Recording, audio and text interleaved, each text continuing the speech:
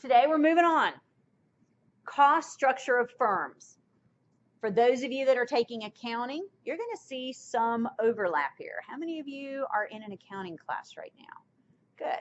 So you might see some overlap between what you do in accounting and what we're going to do here with respect to cost structure of firms.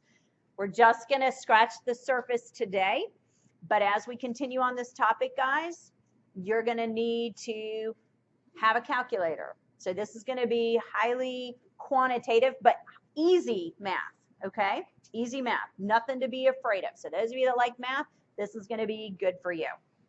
All right, so let's get started.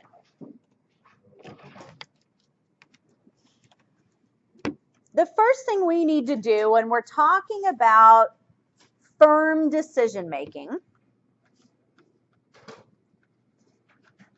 is introduce some definitions.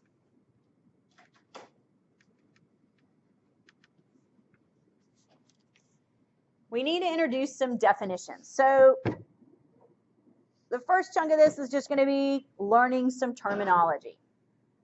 We need to define the periods of time. And the reason that we need to define the periods of time is that the period of time in which you're operating influences your decisions.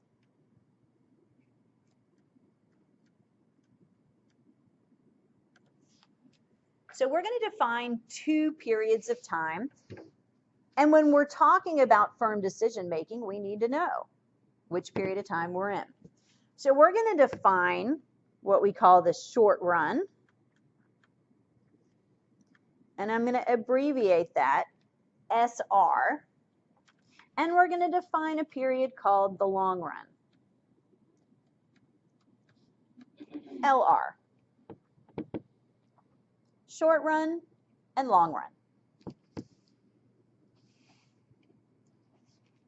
So let's start with the short run.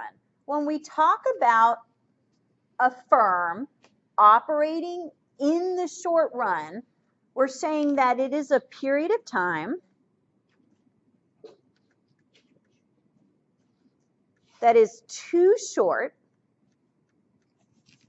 It's a period of time that is too short to be able to alter all factors of production.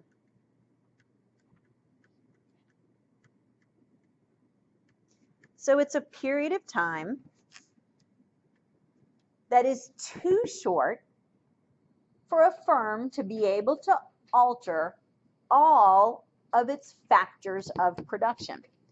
And when we talk about factors of production, we just mean our inputs, the things that we use to produce.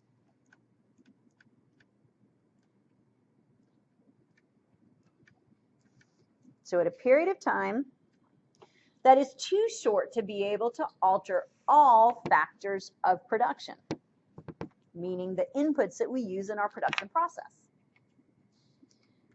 So then, that suggests that at least one factor of production, at least one of the factors of production I use, is fixed. At least one factor of production is fixed. So period of time too short for me to alter all of my factors of production. And if I can't alter all of my factors of production, then I know something is fixed. Now, normally, we think about capital as fixed. Maybe not all forms of capital, right? A hammer's capital. And if I want to go grab a new hammer, I can do that. But can I expand my factory, do you think, in what we call the short run? Can I get a new technology and new equipment? Probably not.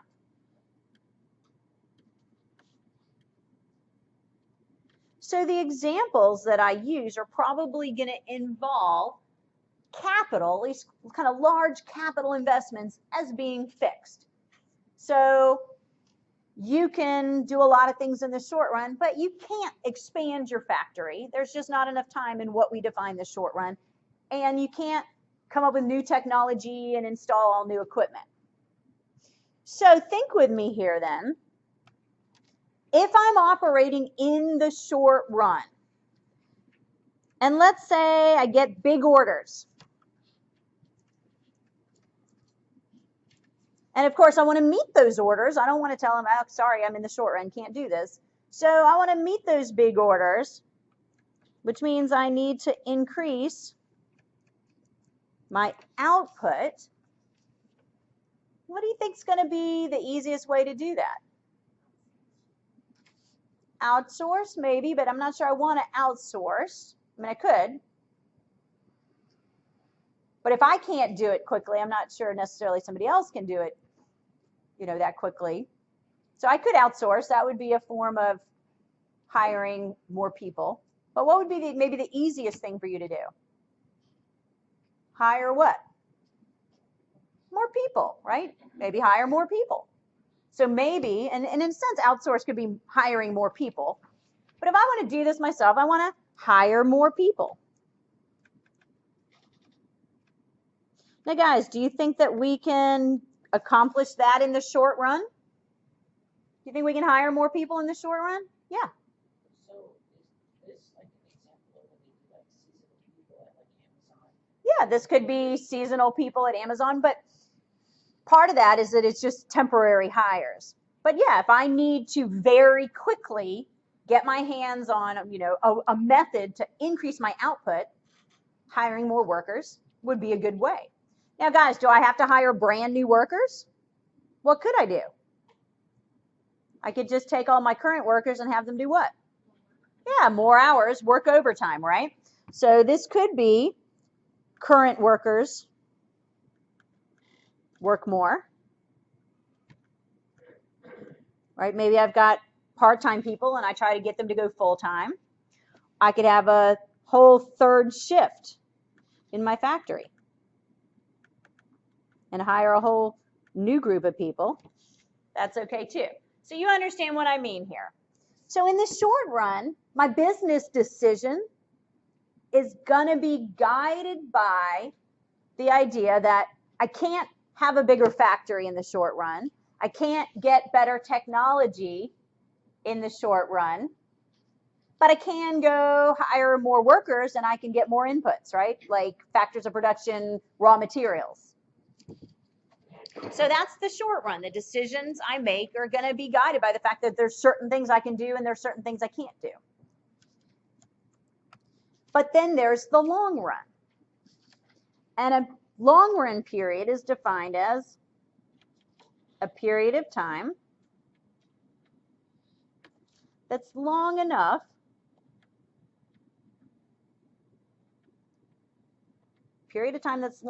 for all factors of production to be altered.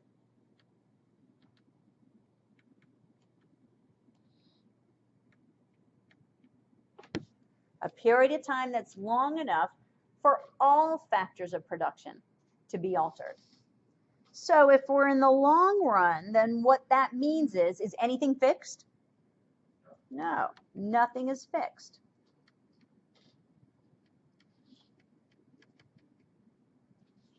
Nothing is fixed.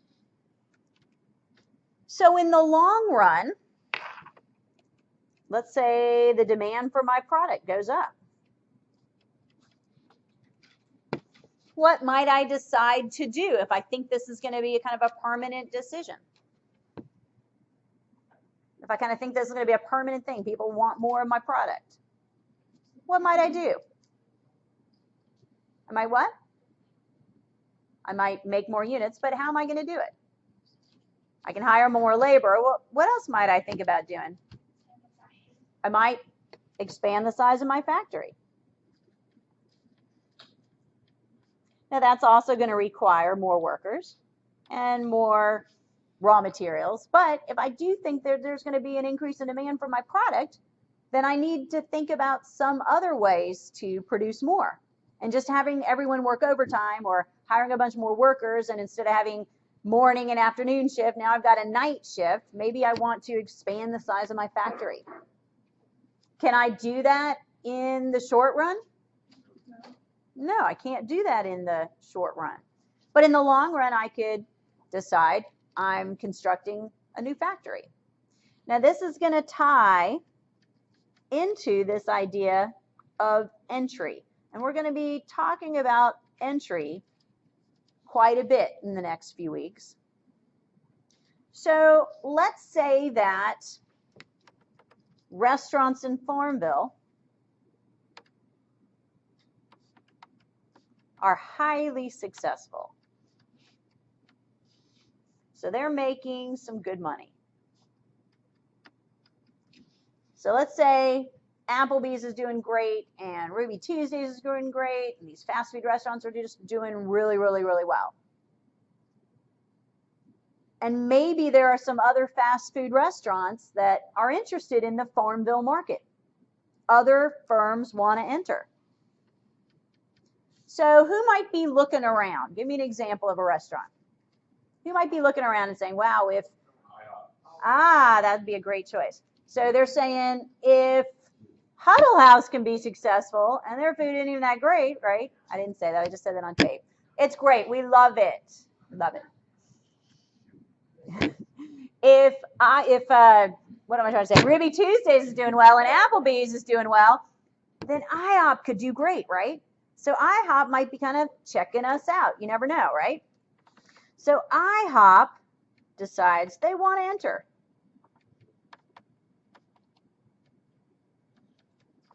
IHOP wants to enter. Now, guys, can they, in the short run, enter? And entering means we've set up shop, we've built our building, we've equipped our restaurant, we've staffed it, and we are ready to open our doors. Can they do that in the short run? No. So what does that tell us? If they want to enter, it's going to take until what? The long run, right? So this is a long run phenomena. Does that make sense? They can be thinking about entering, they can be making plans in the short run, but for them to actually enter the market and start competing with Applebee's and Ruby Tuesdays, can they do that in the short run? No, it takes longer than that, right? They've got to build a factory, they've got to do all that stuff. So long run decisions are different than short run decisions. If a firm wants to enter, this is something that is in the long run. You with me? So let me give you an example that I observed to help illustrate the long run versus the short run. When I first came to Farmville, and I came in 1993, and 1993 in Farmville was really different, guys, really different. And not just because it was 1993, because I'm from Dallas, Texas, and it was like stepping back in time. I felt like I had just gone back a decade. So I arrived, and the only big grocery store, I remember two of them, but the one that I shopped at was Kroger. Now, we don't even have Kroger anymore, but I know, yeah, it's now, well, they kind of tore it down. I don't even know what it is now, but it was right there where CVS is. All right. So there was a Kroger, but here's the deal. They closed at 9 p.m.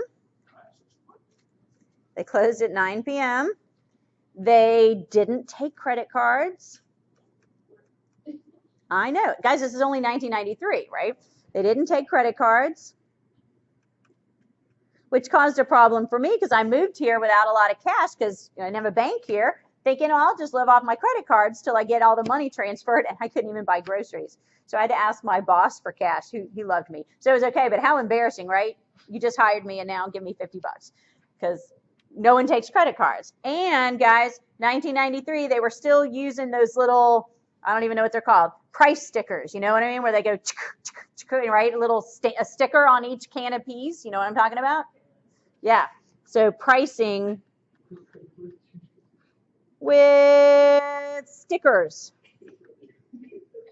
All right. And guys, in 1993, I'm from Dallas, Texas, we had credit cards everywhere. We had scanning machines, and we had modern technology. It looked just like we have now, right? It's not really that different. It wasn't that different in 1993. So, very different situation. Now, over the next 5 years,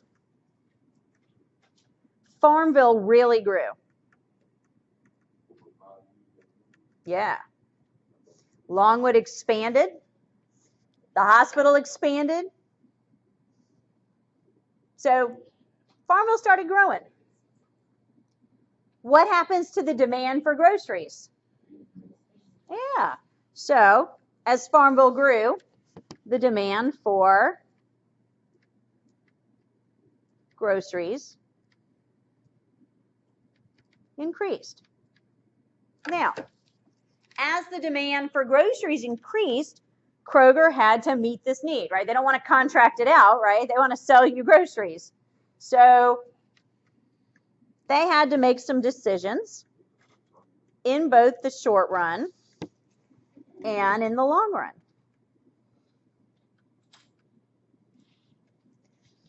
So what do you think they did in the short run to try to meet this increased demand for groceries? What do you think they did? What was that? They stayed open later.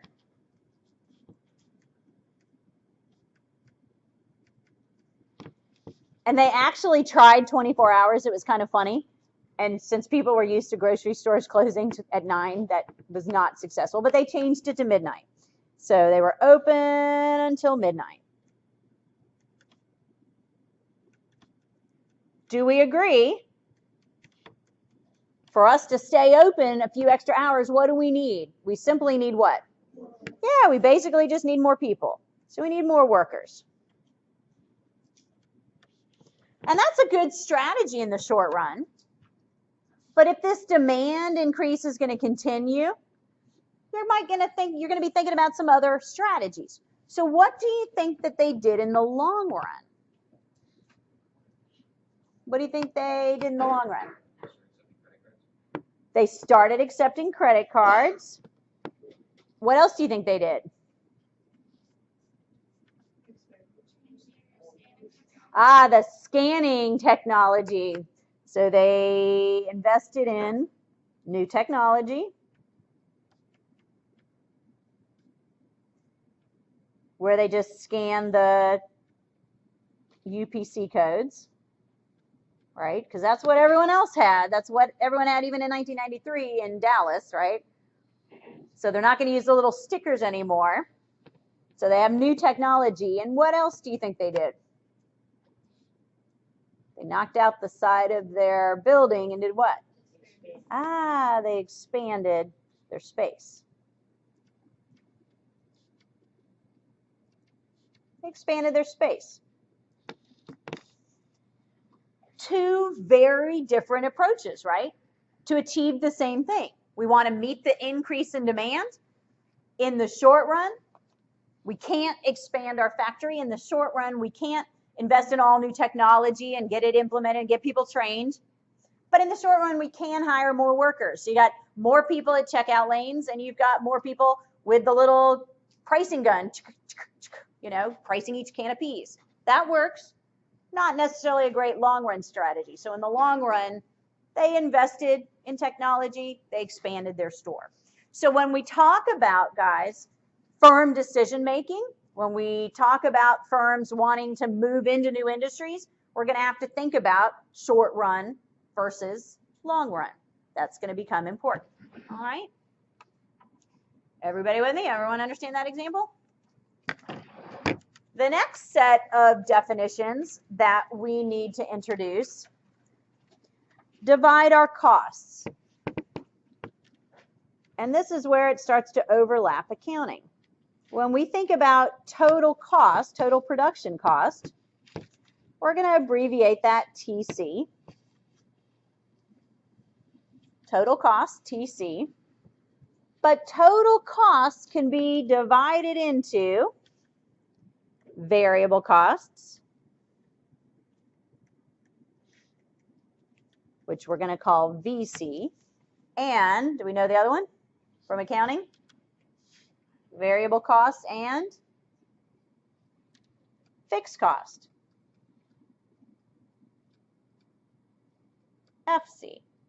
How many of you have seen that before? Total cost can be divided into variable cost and fixed cost. Good. So you've seen that in your accounting classes probably. So we need to understand the difference between variable cost and fixed cost. So let's start with variable cost. A variable cost is a cost that varies with output. It's a cost that varies with output. So again, we're talking about production costs. We're talking about cost structure of firms. So production costs that vary with output. In other words, if your output goes up, then your variable costs go up. And if your output goes down, then your variable costs go down. And lastly, very important, if your output is 0, when you're not producing anything, what do we think happens, Chris, to our variable costs? What happens to our variable costs when we're not producing anything? They're constant? Well, if I'm not producing any desks, then what would be true about the variable costs that went into my desks? They are 0. Good. 0. So not constant, that's not the same thing, right? 0. 0. So what would be some examples here? Things like raw materials.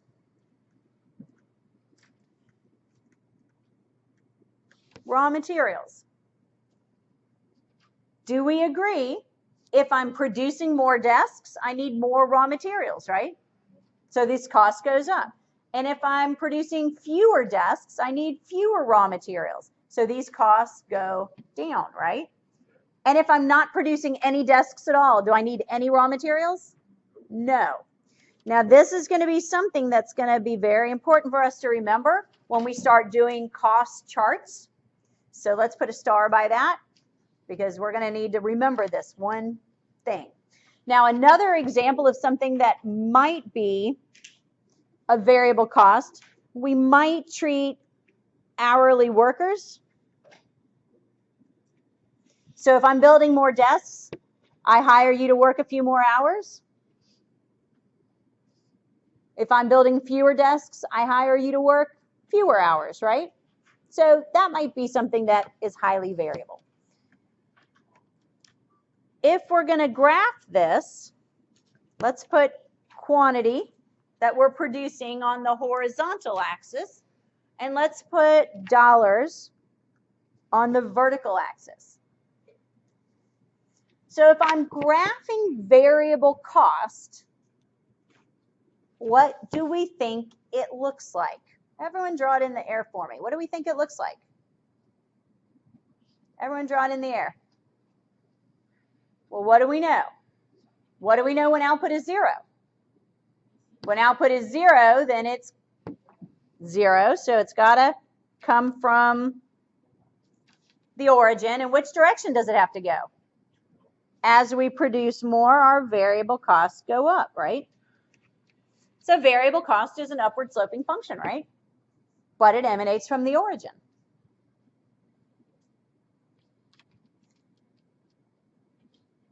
Now let's talk about fixed cost. Fixed costs are costs that do not vary. with output. Costs that do not vary with output. In other words, if quantity goes up, fixed costs don't change. And by the same logic, if quantity goes down, again, fixed costs don't change. Alex, question? Okay. So, what happens then if my quantity is 0? I'm not producing anything. What do you think happens to these costs? They still exist. Exactly. They still exist. They don't go to 0.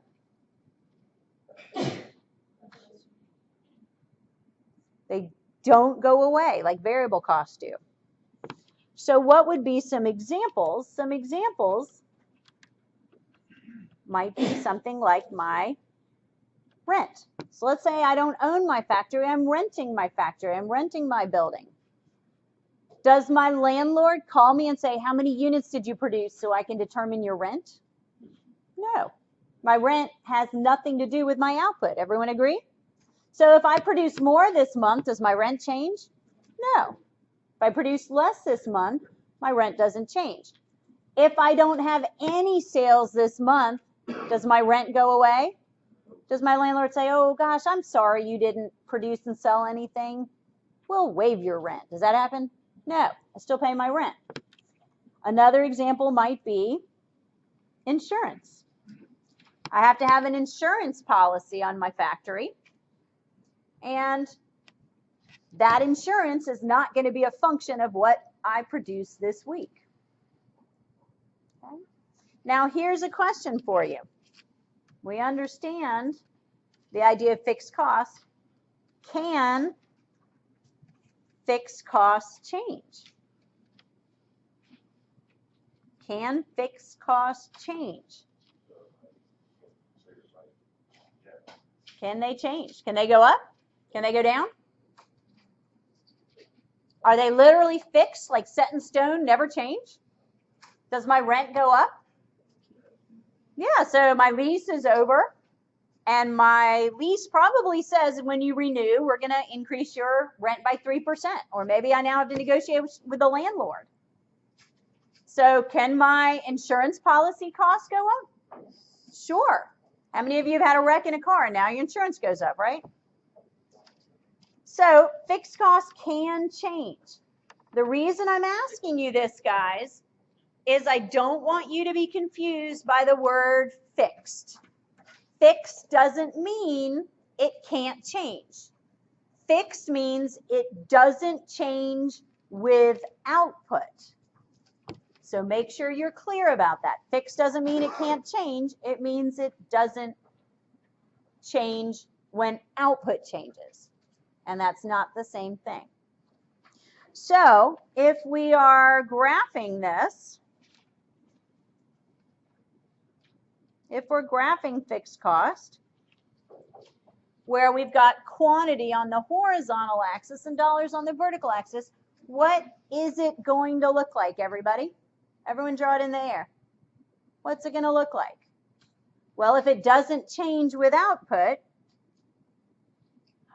then it looks like this, right? So for example, if it's $3,000, that $3,000 can change. That curve can shift up or down, but it doesn't change because of output. Everybody with me?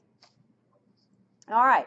So last thing before you put your notes away, we can generate from this very simple idea our first cost equation. So cost equation number 1 is very easy, and it's simply that total cost equals fixed cost plus variable cost.